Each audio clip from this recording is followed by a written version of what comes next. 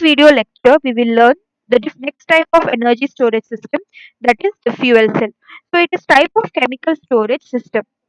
So, before understanding different features of fuel cell or different types of fuel cell, we need to understand the basic difference between a battery and a fuel cell.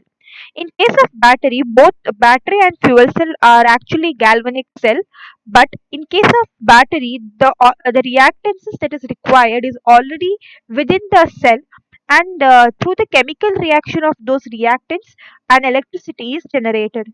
Whereas in case of fuel cell, the reactances are not present within the cell, but it will be supplied through an external source, and then those the reactances react with each other and then produce electricity. So coming to the further differences between them, fuel cell is an open system, whereas battery is a closed system. The fuel cell requires more space because you need to store the fuel that is required in a separate space, and from there that fuel needs to be continuously supplied to the fuel cell. So it requires space for both cell where the electricity is generated and another storage device where the fuel required is stored, and whereas for a battery it requires very less space. But in case of fuel cell, the life of the fuel cell is indefinite, because as long as we keep on supplying the fuel, the energy will be generating. Whereas in case of battery, it has a definite life. It can produce electricity until the electrodes are completely discharged. More heat will be generated in fuel cell, whereas less heat is generated in battery. There is no chemical reaction of electrolyte that will take place in fuel cell, whereas the electrolyte also has certain chemical change in battery. Compared to battery, fuel cells are more expensive in nature. The next type, coming to the fuel cell, the one of the most prominently used fuel cell is hydrogen-based fuel cell. So this is a combination of hydrogen and oxygen which produces electricity. And through this combination, we also have reversible action. That is, the chemical reaction is reversible. So hence, regenerative is possible in hydrogen-based fuel cell.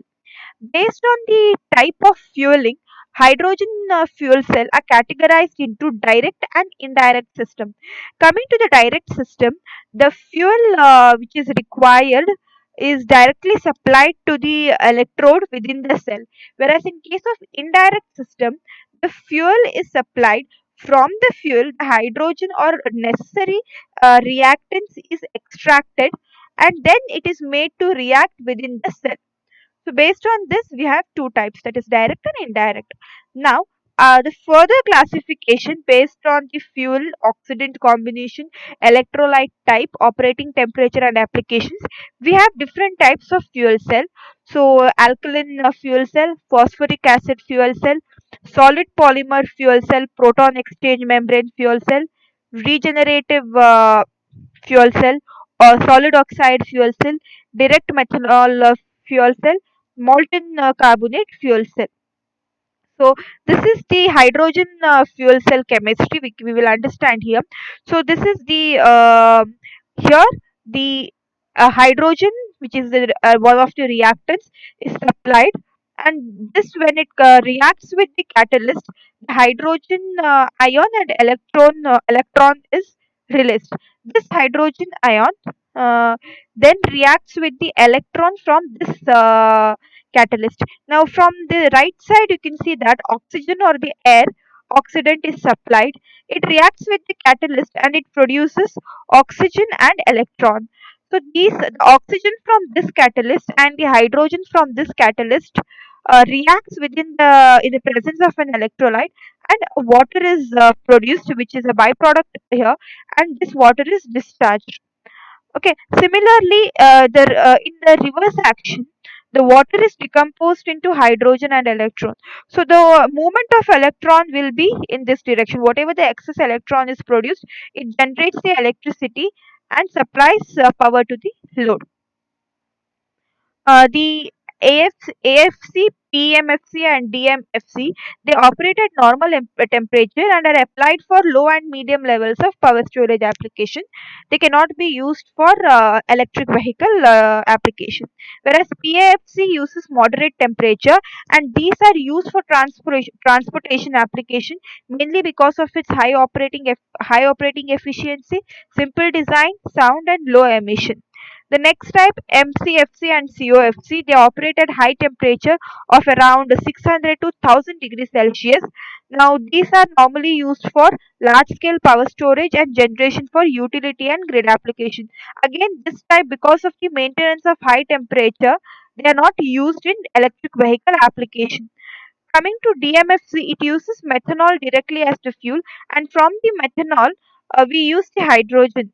Now, this is a high density fuel cell, but its efficiency is very low, and also it emits CO2, which again possesses environmental effect.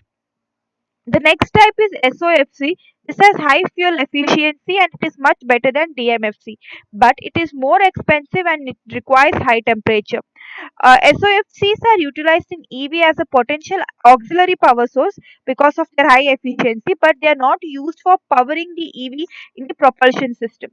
Coming to SPFC or PMFC, they are very attractive for EV applications mainly because of high power density, and here the solid polymer membrane electrolyte and platinum catalyzed porous electrodes are used. Now, because of these two reasons, the cost of SPFC is very high.